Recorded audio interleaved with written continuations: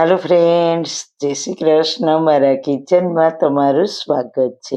આજે આપણે સુરતનું પ્રખ્યાત લીલા લસણનું કાચું બનાવીશું. સુરતમાં રહેતા ગુજરાતીઓની આ ટ્રેડિશનલ રેસીપી છે. આને અત્યારે શિયાળામાં જ બનાવવામાં આવે છે, કારણ કે અત્યારે માર્કેટમાં ખૂબ જ સરસ લીલું લસણ આવે છે. લીલા લસણનું કાચું બનાવવું ખૂબ જ સહેલું છે.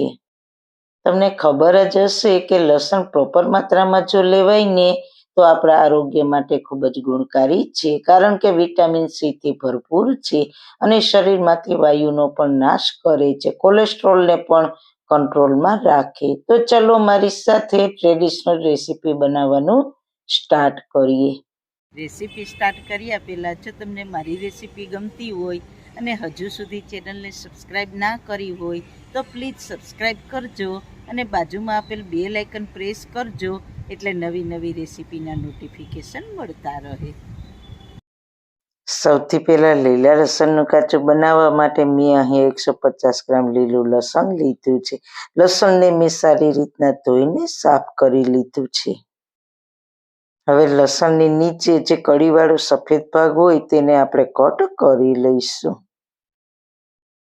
બાકીનું આ લસણ છે તેમાંથી બારીક અડધો કપ થાય એટલું લસણ સમારીશું.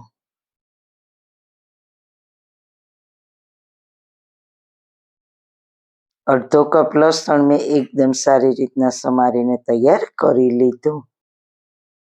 હવે આપણે એક મસાલો તૈયાર કરીશું. તેના માટે લઈશું મિક્સર જાર. તેમાં 2 લીલા મીડિયમ તીખા મરચાં, 1 ઇંચ આદુના ટુકડા.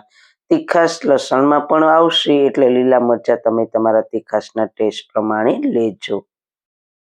લસણનો આ સફેદ ભાગ છે તેને પણ સાથે લઈશું અને સાથે થોડી દાંડલી સહિત ધાણા ભાજી એડ કરીશું અને સાધારણ દરદરું રહે તે રીતના વાટીશું.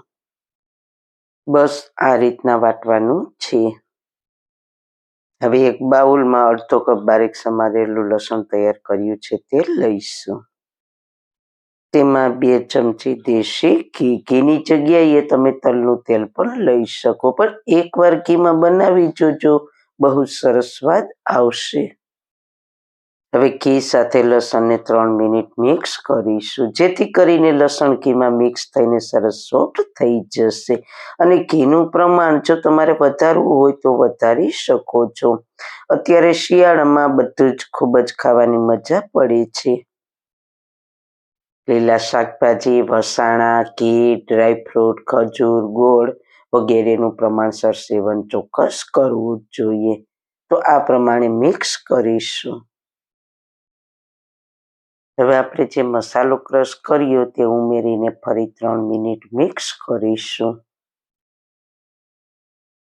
લીલા મરચાં અને લસણને લીધે ઘણાને હાથમાં બળતરા થતી હોય છે, તો હાથમાં ગ્લોવ્સ પહેરીને પણ કરી શકો. જો શિયાળાની ઠંડી ઠંડી સાંજ હોય અને આ રીતે ઘીમાં બનાવેલું કાચું અને જુવાર કે બાજરીનો ગરમ ગરમ રોટલો અને સાથે રાયતા મરચાં હોય એટલે તમે ના પૂછો વાત, એટલી મજા આવે. તમે જુઓ લસણ સોફ્ટ થઈને મેશ થઈ ગયું છે. જો તમારે આ સ્ટેજ પર હજુ થોડું ઘી વધારે નાખવું હોય તો નાખી શકો છો, અને આ રીતનું ટેક્સચર આવે તે પરફેક્ટ છે. હવે આપણે બાફેલા બટેટા ઉમેરીશું. તો અડધો કપ છે બટેટાને મેં પહેલા બાફી લીધા હતા ને પછી તેને છીણીને અડધો કપ લીધા છે. બટેટા ઉમેરીને ફરી 2 મિનિટ એ જ પ્રોસેસ કરીને બટેટા અને લસણને સારી રીતના મિક્સ કરી લઈએ. આવી રીતના મિક્સ કરવાથી લસણનું કાચું એકદમ સોફ્ટ બને છે અને ખાવાની ખૂબ જ મજા આવે છે. હજુ આપણે એક સામગ્રી ઉમેરીશું, તો તે છે દૂધની મલાઈ. 3 ટેબલ સ્પૂન લઈશું. જો કોઈકને વિરુદ્ધ આહાર તરીકે દૂધની મલાઈ ઉમેરવામાં પ્રોબ્લેમ હોય તો મલાઈ સ્કીપ કરીને ઘી લઈ શકો છો. પણ સુરતમાં તો આ જ રીતે મલાઈ ઉમેરીને કાચું બને છે અને ખૂબ જ ફેમસ છે. આ રીતે મલાઈ ઉમેરવાથી કાચું થોડું ક્રીમી પણ બને અને તેનો ટેસ્ટ પણ વધારે ડેવલપ થાય છે. ફરી મલાઈ સાથે મિક્સ કરીશું. તમે આ કાચું થોડું વધારે માત્રામાં બનાવીને ફ્રીજમાં પણ 2 થી 3 દિવસ સ્ટોર કરી શકશો અને જ્યારે ઈચ્છા થાય ત્યારે ખાઈ શકો. તમે જોઈ શકો છો મિશ્રણ સરસ હલકું હલકું થઈ ગયું છે અને ક્રીમી પણ થઈ ગયું છે. હવે બાકીના મસાલા એડ કરીશું. 1/4 ટીસ્પૂન હિંગ, 1/4 ટીસ્પૂન મરી પાવડર, 1 ટીસ્પૂન શેકેલા જીરાનો પાવડર, 1/4 ટીસ્પૂન સંચળ પાવડર. હજુ આપણે ચાટ મસાલો ઉમેરીશું, તેમાં પણ મીઠાનો ભાગ આવશે એટલે જોઈને સંચળ પાવડર ઉમેરવું. સાથે 1 ટીસ્પૂન ચાટ મસાલો અને 1/4 ટીસ્પૂન ખસખસ. ખસખસ ઉમેરવાથી ખાતી વખતે ટેસ્ટ ખૂબ જ સરસ આવે છે. ખસખસ ઉમેરવા બિલકુલ ઓપ્શનલ છે, ના ઉમેરવા હોય તો સ્કીપ પણ કરી શકો. મસાલાને સારી રીતના મિક્સ કરી લઈએ અને શિયાળામાં ખાસ ખાવામાં આવતો અને બહેનોના કમરના દુખાવામાં તથા હાડકાના સુરક્ષિત માટે ખૂબ જ ઉપયોગી કાટલો પાક મેથી પાકની પણ રેસીપી મેં મારી ચેનલ પર શેર કરેલી છે. તેની લિંક ડિસ્ક્રિપ્શન બોક્સમાં મૂકેલી છે. તો તૈયાર છે આપણું લીલા લસણનું કાચું. થોડા ફ્રેશ સમારેલા ધાણા પછી ઉમેરીને મિક્સ કરીશું અને સર્વિંગ બાઉલમાં સર્વ કરીશું. ઉપરથી લીલું લસણ અને ફ્રેશ ધાણા ભાજીથી સજાવીશું. આ કાચું સર્વ કરવામાં આવે ત્યારે ઉપરથી થોડું તેલ ઉમેરવામાં આવે છે.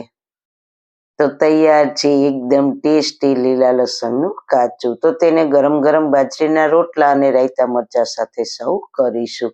તો અત્યારે શિયાળામાં જરૂર એક વખત લીલા લસણનું કાચું બનાવવાની ટ્રાય કરજો.